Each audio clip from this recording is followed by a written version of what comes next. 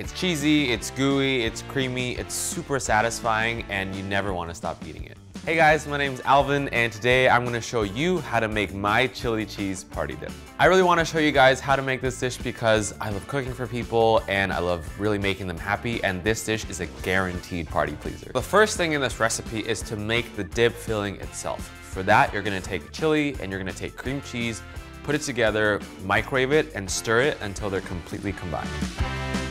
The second step is to prepare your bread vessel. One way to do that is to use a bowl, flip it over on top of the bread bowl, and kind of use that as a guide to trace around the edges so that when you kind of cut through and scoop it out, you end up with one giant piece.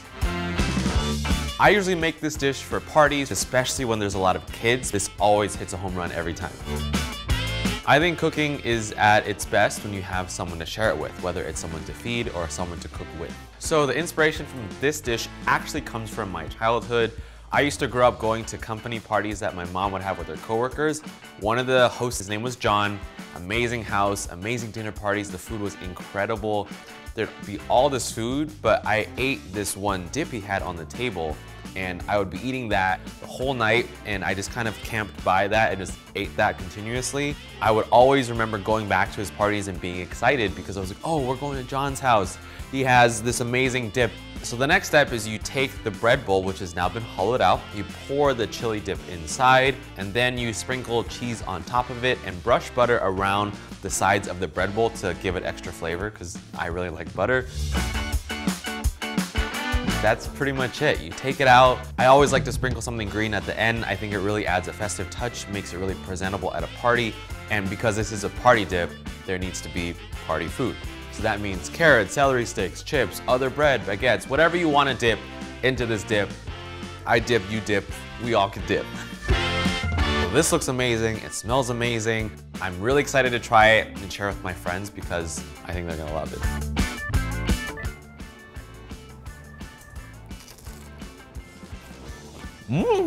Fun fact, when the dip is all finished and you have a bread bowl left, you can actually cut it up and rebake it, and you have magically 20 more breadsticks with dip on it, and that's just free food that came out of nowhere, so I like that. If you're really a party pleaser and want to be the most amazing host ever, you can also make a dessert. I have a video that's called 8 desserts in 1 sheet pan. It is literally guaranteed to please everybody at the party because it's designed that everybody gets every piece of dessert that they want. So whether it's cookies, brownies, apple pies, M&M bars, blondies, pumpkin pie, you will make it and everybody's gonna get something that they love and everyone will love you. For this sheet pan dessert, I've separated it into 8 sections. So you have the popular desserts like brownies, cookies, pies, cheesecake, s'mores. You can really take any section and make a dessert that everybody else likes, so feel free to customize it.